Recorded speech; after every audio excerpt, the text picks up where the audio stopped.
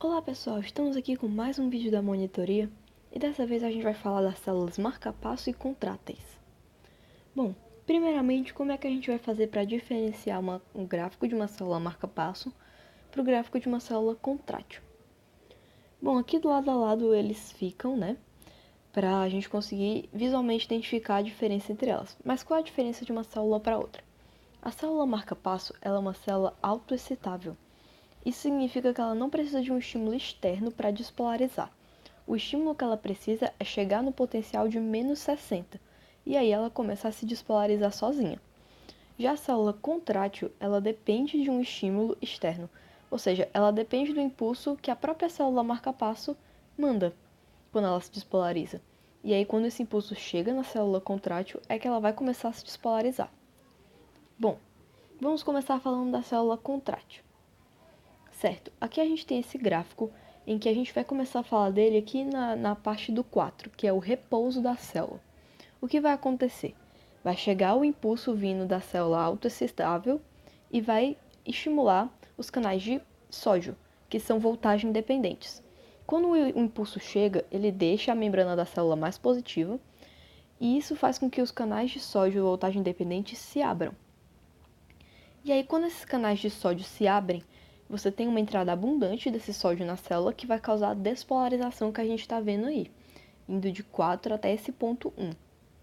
Certo, chegando ali em 1, a gente vai ter o fechamento desses canais de sódio e alguns canais de potássio vão começar a se abrir. E aí, quando esses canais de potássio se abrem, a gente tem essa pequena voltinha aí, essa pequena repolarização que a gente está vendo ali de 1 para 2, ok? Certo. Mas aí, ali em 2, a gente vai ter o quê? Algum desses canais de potássio que a gente viu que abriram ali em 1 vão se fechar.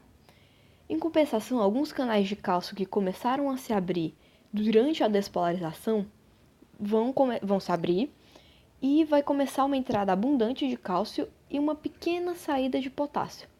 Essa compensação do cálcio sobre o potássio, que vai estar entrando mais cálcio na célula do que saindo potássio, vai fazer com que a gente tenha a fase chamada de platô, que é esse achatamentozinho que a gente está vendo no gráfico, certo?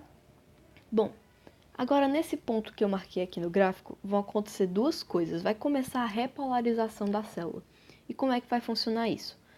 Alguns canais de potássio lentos que começaram a se abrir também na despolarização não são os mesmos daquele que a gente estava falando da pequena repolarização, são outros.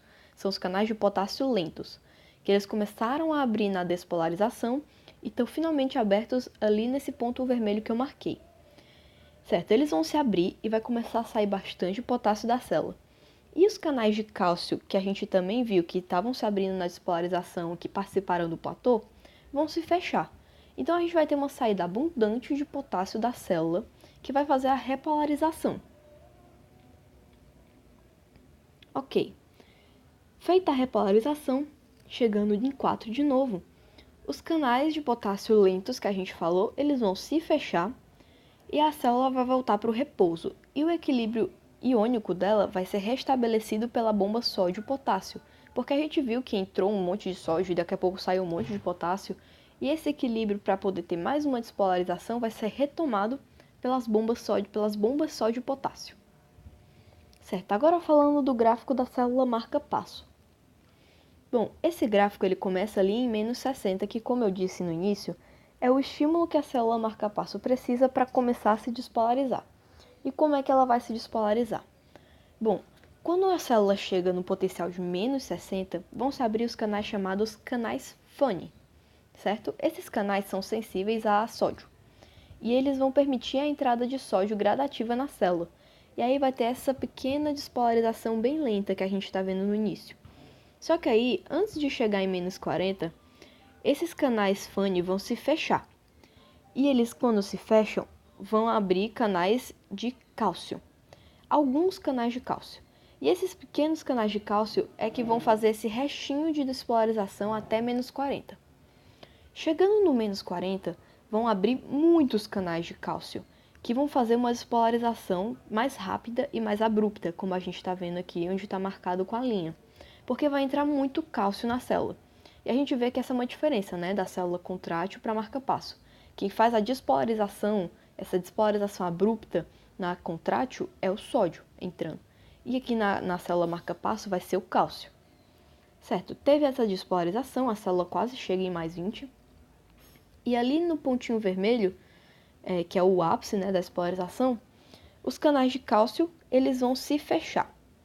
E vão se abrir canais de potássio, que vão permitir a saída do potássio da célula, tornando ela mais negativa de novo e repolarizando ela. Certo? Como a gente está vendo aqui pela linha, a célula vai se repolarizar todinha até menos 60 de novo. E chegando em menos 60, esses canais de potássio eles vão se fechar.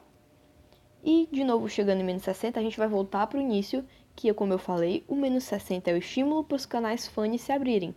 Então, os canais de potássio se fecham e os canais FANE abrem, permitindo a entrada de sódio, e assim começa um novo ciclo para a despolarização da célula marca-passo.